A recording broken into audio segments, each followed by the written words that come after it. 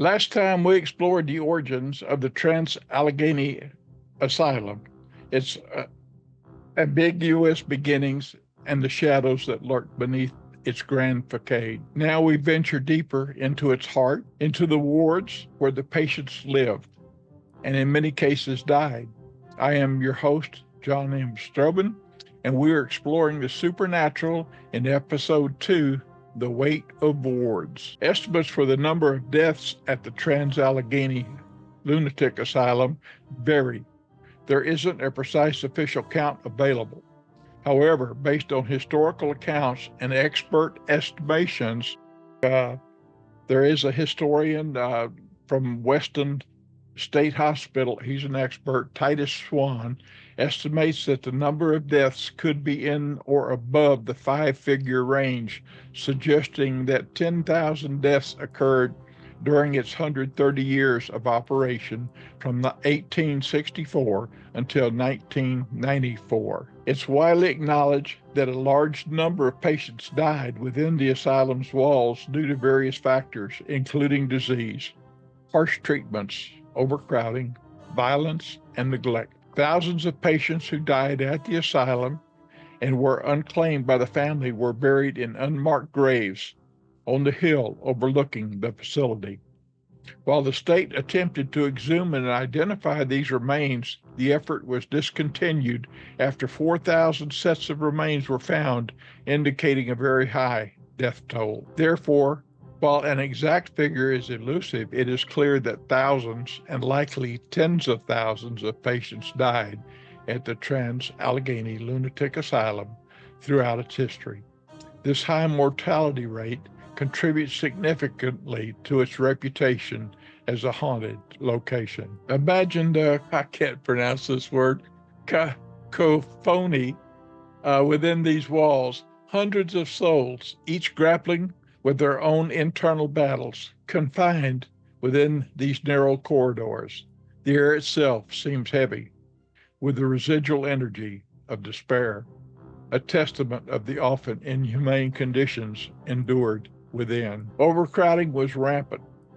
The asylum was designed for 250. Eventually, it held over 2,400 patients.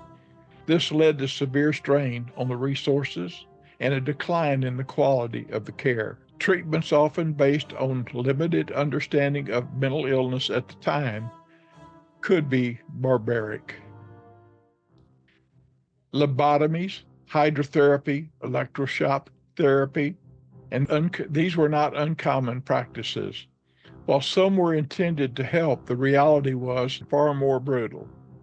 We'll explore some specific cases and the stories of individual patients where possible to give a human face to the suffering. The realities of lobotomies, hydrotherapy, and electroshock therapy in the late 1800s and early 1900s were stark and often brutal, reflecting a limited understanding of mental illness and a desperate search for effective treatments. The first lobotomies in the late 1800s, performed by figures like Gottlieb Burckhardt, involved physically removing parts of the brain. These were open brain surgeries with significant risks and were largely rejected by the medical community at the time. In the early 20th century, the procedure was refined, becoming less invasive but still drastic. The aim was to sever connections to the frontal lobe, believed to be the source of mental disturbances. It's crucial to understand that lobotomies were not intended as cures, but as a way to palliate severe symptoms, primarily to make patients quieter and easier to manage in overcrowded asylums. The procedure often resulted in significant personality changes, including apathy, emotional blunting, lack of initiative, distractibility, and social inhibition. Physical complications like seizures, headaches, infections, and even death were not uncommon. Lobotomies were something performed on individuals who wouldn't meet certain definitions of mental illness, including those with intellectual disabilities who were gay or deemed to have strange behavior, often simply to maintain order in the institutions. Hydrotherapy popular but pseudoscience, hydrotherapy or other water cure was a widespread health reform movement in the 19th century, extending into the 20th century. It evolved various applications of water, including hot and cold baths, showers, wet compresses, and drinking large amounts of water. A central idea was inducing a crisis where impurities were believed to be flushed out of the body through the skin. Treatments varied greatly, from prolonged immersion in cold water to sitz baths and ice water. While some aspects, like cleanliness and regulated environments, might have had some benefit,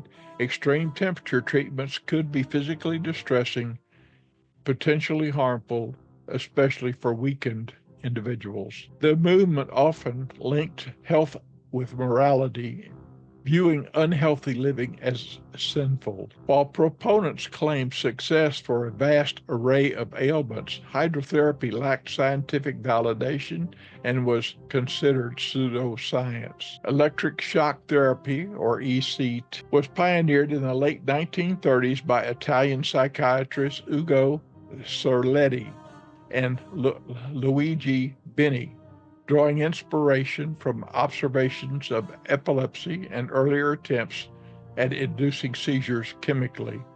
The core of ETC involved passing an electric current through the brain to induce a therapeutic seizure. Early ETC was often administered without anesthesia or muscle relaxants, resulting in full-body convulsions with risk of fractures and other physical injuries. While ETC proved effective for certain severe mental illnesses like depression and catatonia, the exact mechanisms of how it worked were not well understood.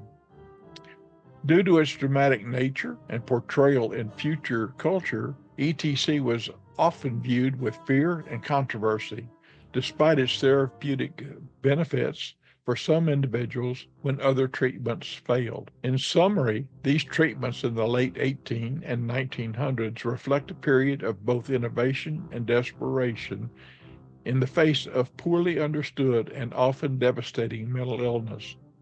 While some individuals may have experienced relief, these methods often came with significant risk, side effects, and ethical concerns by modern standards. They highlight a time when the understanding of the brain and mental health was rudimentary compared to today. Certain wards became notorious for their intense atmosphere and alleged paranormal activity. The criminally insane ward, built in 1949, this maximum security ward housed the most violent and dangerous patients. While necessary for the safety of others, conditions within such a ward would likely have been more restrictive and potentially harsher due to the nature of the residents.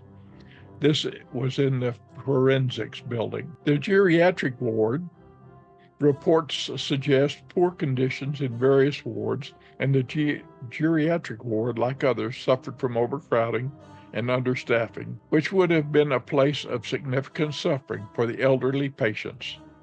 There was a men's geriatric building for the men's facility, and I'm assuming that there was one for the women. They were added in the early 1900s. The medical ward, while intended for treatment, the types of treatments prevalent during much of the asylum's history, including lobotomies, hydrotherapy, and sometimes involving extreme temperatures, and early psychotropic medications used to subdue patients, would be considered cruel and harmful by modern standards. These treatments were often administered within the medical wards, and the medical wards were all 4 floors of the main building. There were isolation rooms. The patients deemed uncontrollable were often placed in isolation. While intended for therapeutic purposes, in some cases, these rooms could easily become places of sensory deprivation and psychological distress, especially when used excessively or punitively. Wards for violent patients. In overcrowded conditions, even general wards could become dangerous and harsh due to the presence of patients with violent tendencies who, due to understanding, may not have been adequately managed. Reports mention a patient being murdered by roommates in one of the wards, first floor north. The Civil War ward, as the asylum opened at the end of the Civil War, it housed soldiers from both the Union and Confederate armies suffering from what was termed nervous exhaustion or other war-related psychological trauma.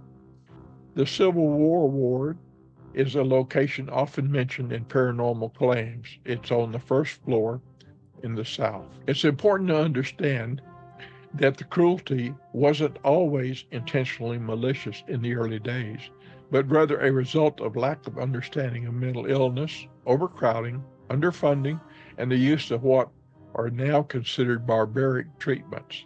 However, the impact on patients in many of these wards would have been undeniably harsh and inhumane. The weight of these wards is palpable even today. The echoes of pain, fear, and desperation seem to linger in the very stones. While specific detailed records of individual patients and their stories can be difficult to come by due to their privacy concerns and the passage of time, there are a few individuals and categories of patients associated with the Trans-Allegheny Lunatic Asylum that are noteworthy.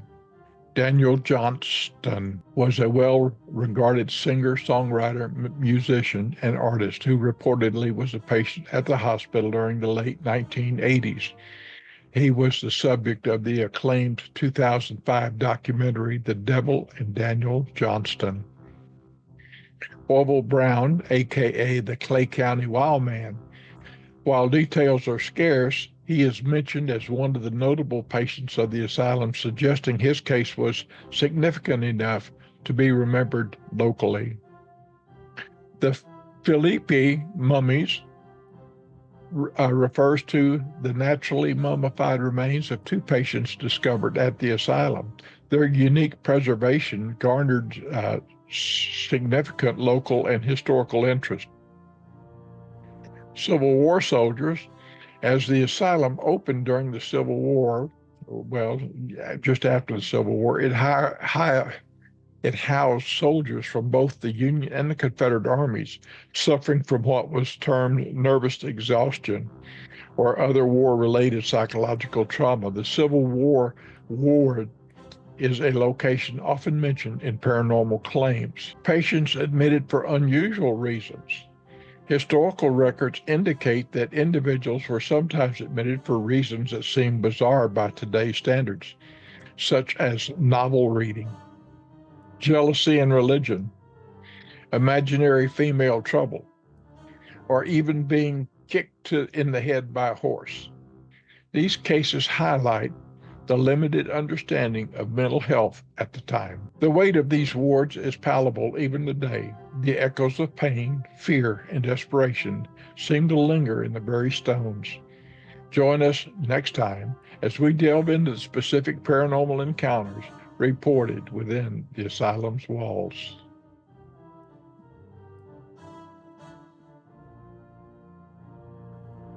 Join us next week when we delve into the specific paranormal encounters reported within the asylum's walls. Well, good night, everybody. We'll see y'all later. Okay. Okay. Let us know about Carol. Okay.